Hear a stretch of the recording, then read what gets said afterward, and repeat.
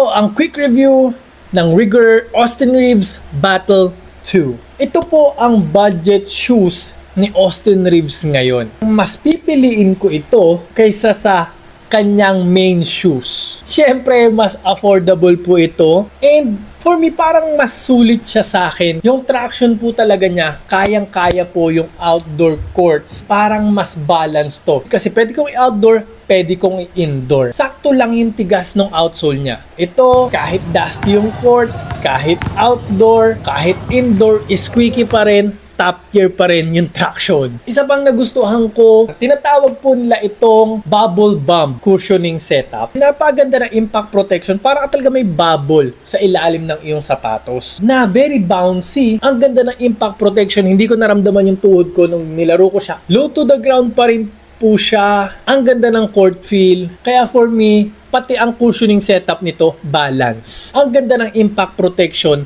pero manipis lang yung foam, na maganda pa rin yung court feel and yung bounce. Gumamit nga ng herringbone pattern, di ba? Solid herringbone pattern sa traction. Anyway, pwede mo pa rin naman siya ipantakbo, pwede mo siya ipamorma kasi sobrang pogi, panglakad-lakad. Okay naman yung step-in comfort, malambot, may compression pa rin, and low cut naman po siya. So, very mobile, very comfortable, masarap po sa loob. Magaan din po ito, napakagaan lang. So, bagay na bagay sa mga gwardiya, pero pwede rin sa mga small forward, mga heavy na shooting guard, kasi very supportive. Yung TPU plate na umaangat hanggang dito sa heel counter. Kaya guys, for me, perfect po yung heel counter nito, iwas tapilok. Okay naman din yung outrigger niya, and may iwas tapilok din po dito. May maliit na torsion plate po. And very supportive naman yung uppers niya, 'di ba? Puro infusing, kahit mag-toe drag ka, okay ka diyan.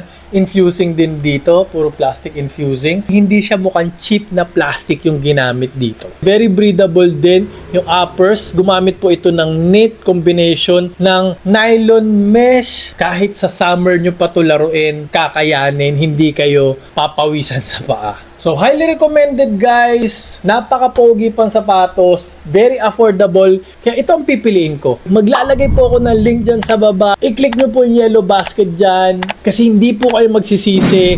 Kaya ano pang hinihintay nyo? Click na, now na.